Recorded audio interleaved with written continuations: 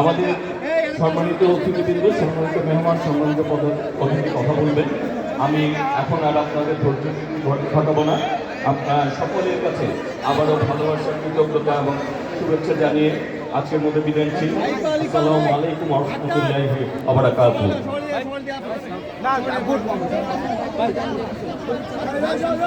সম্মানিত উপস্থিতি, সম্মানিত মেহমান, সম্মানিত যারা আজকের এই ওয়াজ মাহফিল শোনার জন্য উপস্থিত হয়েছেন, এখন আপনাদের সাথে বক্তব্য রাখবেন আপনাদের আমাদের অতি পরিচিত, যিনি এলাকার বৃহত্তর ঢাকা 6-এর এমপি ছিলেন, যিনি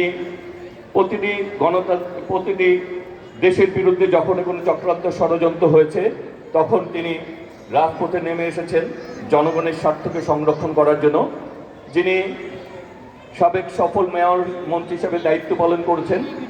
এই এলাকার অনেক উন্নয়নে মুগদা মেডিকেল হাসপাতাল, 3 একর জমির উপরে খিলগা কবরস্থান সহ এই এলাকার প্রতিটি আনাচে কানাচে যার উন্নয়নের ছোঁয়া রয়েছে, যিনি এই এলাকাকে হৃদয় দিয়ে ভালোবাসেন, এই এলাকার জনগণকে তার নিজের ভাই, নিজের একজন সহযোদ্ধা হিসাবে নিজেকে আগলিয়ে রাখেন এবং তার ভালোবাসা হচ্ছে যে মানুষের উপকার করতে হবে, মানুষের পাশে থাকতে হবে, দুঃসময়ে এই দেশের পাশে থাকতে হবে।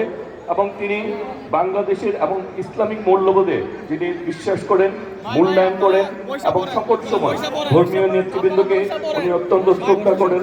আমাদের সেই প্রিয় নেতা, বিএনপি স্থায়ী কমিটির অন্যতম সদস্য, আপনারা আমাদের সকলের অত্যন্ত প্রিয় শ্রদ্ধাভাজন সহযোদ্ধা বড় ভাই জনাব মির্জা আব্বাস এখন আপনাদের সাথে বক্তব্য রাখবেন আপনাদের সামনে। ভাই একটু বসে ভাই, একটু বসে যান ভাই। ভাই বসে না ভাই, জায়গা হবে।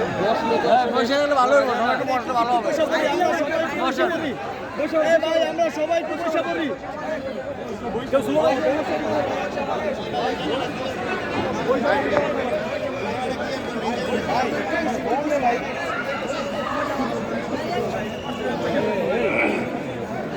বিসমিল্লাহির রহমানির রহিম।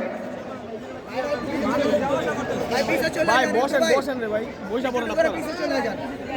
আজকে সম্মানিত প্রধান মেহমান ডক্টর সৈয়দ মোহাম্মদ এনায়েতুল্লাহ আব্বাস কিওয়াস সিদ্দিকী, উপস্থিত আমার সম্মানিত মুরব্বিয়ান, মেহমানগণ, আলিমবৃন্দ, আমার সামনে উপস্থিত আমার দীর্ঘদিনের সহকর্মী, সাথী, বন্ধু ভাইয়েরা, আসসালামু আলাইকুম। আপনাদের সামনে অনেকদিন পরে আসলাম বোধহয়, তাই না? কি জন্য? আমি তো কোথাও বেড়াতে যাই নাই। কোর্ট কাছারি আর জেলখানা আর মাঝে মাঝে হাসপাতাল, এটাই আমার কাজ এই মুহূর্তে।